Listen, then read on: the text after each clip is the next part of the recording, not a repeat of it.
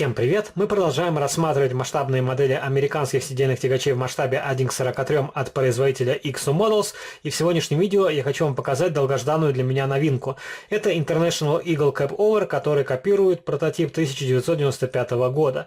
Долгожданная модель по ряду причин. Во-первых, такие грузовики довольно часто попадались на территории Российской Федерации, попадаются и по сегодняшний день. Во-вторых, это довольно симпатичный бескапотный сидельный тягач, и модель сделана на довольно хорошем уровне, с учетом того, что это модель из низкого ценового сегмента. Правда, у этого грузовика отличается схема окраски от каноничного российского варианта. Здесь модель представлена в черном цвете с желтым орнаментом. И несмотря на то, что в такой схеме окраски вполне существовал реальный прототип, он немножко отличался от этого грузовика. И за основу была взята машина 1987 года, которая имела ряд визуальных отличий. У нее был передний металлический бампер, и зачем-то XO на своей модели более поздних годов выпуска бампер сделал в хроме. Именно для этого варианта 95 года эта схема окраски является фантазийной. Если для вас не принципиальна схема окраски, вы просто хотите симпатичную модель на свою полку, можете обратить внимание на данный грузовой автомобиль. Я пополняю коллекцию американскими траками, демонстрирую их вам в своих видеообзорах, и сегодня по традиции для сравнения приготовил еще пару американских сидельных тягачей, которые есть в моей коллекции. Мы посмотрим на их уровень проработки, чем они отличаются от этого грузовика, в лучшую или в худшую сторону, и какие новшества есть на этой модели у XO Models. И здесь модель поставляется в среднем боксе, с картонной коробочкой с надписью XO Models, на нижней стороне которой можно ознакомиться с различной информацией, которая касается производителя. Модель изготовлена в Бангладеше, также есть наклейка с артикулом, по которому можно найти модель в интернете, и указан прототип International Eagle Cap Over 95 года. И в Европе эти модели продаются за 32 евро 95 центов, в некоторых местах чуть дешевле, в некоторых местах чуть дороже. На аукционах цена варьируется от 25 до 50 евро в зависимости от продавца, а в России эти модели стартуют с 3500 рублей. Дешевле я не находил. Хотя, опять же, возможно, в некоторых местах эти модели могут попадаться чуть дешевле. Довольно аккуратная покраска, хорошее качество сборки, во всяком случае, на этом экземпляре. Нету пятнышек клея, криво установленных деталей. Модель довольно тяжелая из-за того, что у нее массивная металлическая кабина и металлическая рама. Остальные детали сделаны из пластика. Окрашенный интерьер. Сиденья выделены серым цветом, но все очень сложно рассмотреть из-за того, что стенки кабины изнутри окрашены черной краской. Стеклоочистители здесь сделаны из фототравления, они сделаны в черном цвете. Габаритные огни на крыше обозначили просто оранжевым лаком, хотя боковые огоньки сделали из прозрачного пластика. Дверные ручки обозначили серебристой краской, также присутствуют надписи International. Поручни здесь сделаны в хроме. Зеркала заднего вида обозначены серебристой краской. Облицовка радиатора в хроме. Выглядит вполне реалистично. Довольно хорошо смотрятся фары. Правда, присутствуют черные точки. И странно, почему на некоторых моделях XO делает более качественную светотехнику, как, например, на модели GMC Astro, а на некоторых, даже более новых, опять делают упрощение. Поворотники сделаны из прозрачного оранжевого пластика. Опять же, хромированный передний бампер. Возможно, кто-то и хромирует передние бампера, но я не нашел этому подтверждения на фотографиях в интернете.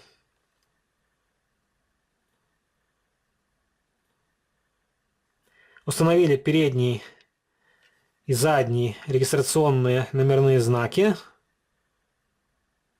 Задние фонари обозначили просто краской, можно было сделать их из прозрачного пластика. Рабочее седло. Опять же, разрез на балансирной тележке, который портит вид. Видна металлическая ось. Можно было сделать какую-то заглушку. Площадка из фототравления. Присутствуют перекидки. Не на всех моделях грузовых автомобилях от XO Models они устанавливаются. Есть что-то похожее на имитацию моторного отсека. Правда, опять же, все очень сложно рассмотреть сквозь маленькие отверстия. И установили прожектор. Его обозначили просто серебристой краской. Выхлопная труба здесь сделана в хроме. Обтекатель – это пластиковая деталь. Ее можно снять, сделать низкую крышу. И у Иксо такой грузовик в рамках журнальной серии во Франции и в Испании выходил в бежевом цвете. И у грузовика был довольно интересный полуприцеп-контейнеровоз. И был вариант с низкой крышей, он был темно-зеленого цвета. Правда, у него был обычный полуприцеп. И журнальные варианты я не стал покупать в свою коллекцию, потому что конечная стоимость с доставкой будет очень высокой, около 120 евро. И, конечно, за эту сумму покупать такую модель в коллекцию не очень хочется. Она стоит 30 евро, но не дороже. И здесь нету чего-то экстраординарного.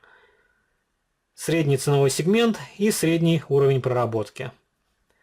И давайте покажу другие грузовики, которые есть в моей коллекции. Например, могу вам показать Freightliner FLA 93 года.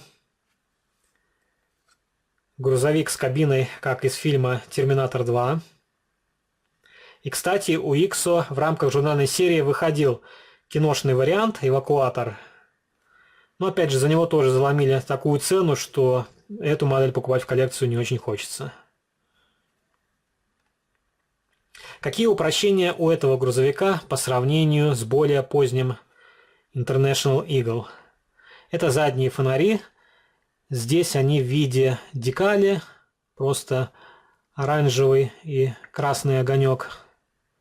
Можно было сделать как-то более изящно светотехнику. Более упрощенные покрышки. У модели Eagle есть некая боковая маркировка.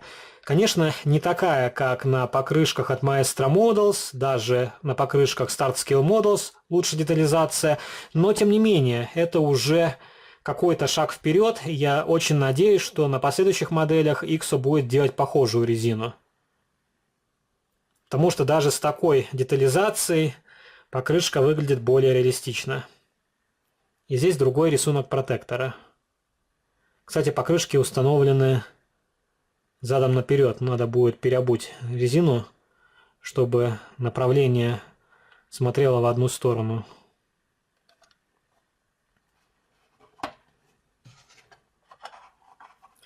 Тоже площадка из фототравления.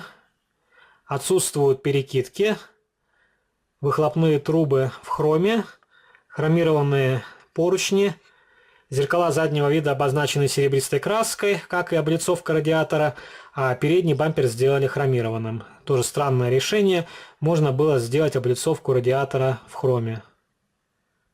Хотя, возможно, если бы она была в хроме, модель смотрелась бы более игрушечно. И стеклоочистители здесь сделаны из черного неокрашенного пластика. И, кстати, интерьер на этой модели тоже сделан из пластика, окрашенного в массе. Как мы видим, на более поздних моделях Иксо все же окрашивает сиденья.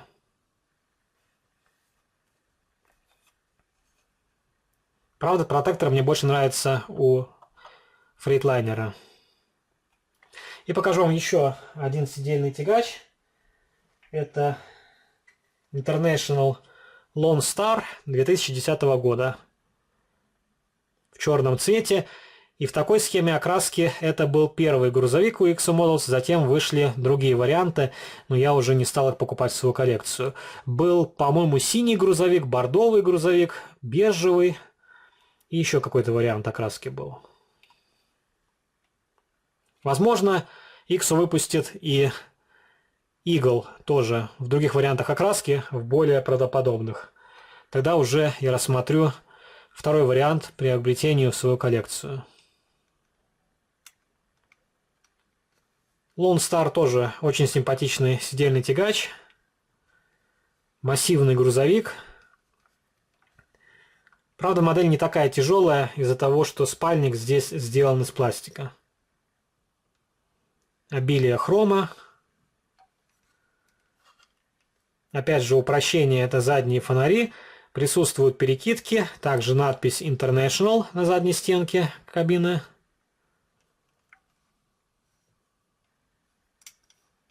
Похожее седло. Мне не нравятся сцепные устройства на моделях от Иксо Models. Очень большое отверстие. И, конечно, из-за этого седло смотрится не так реалистично, как на настоящем грузовике. Но что есть, то есть.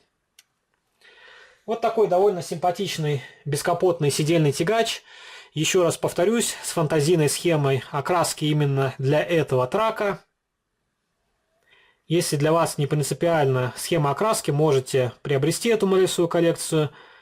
Если принципиально, то смотрите журнальный вариант или дождитесь выхода второго варианта окраски, который представит XO Models, если он представит второй вариант окраски. Пишите ваши комментарии, что вы думаете по поводу данного сидельного тягача.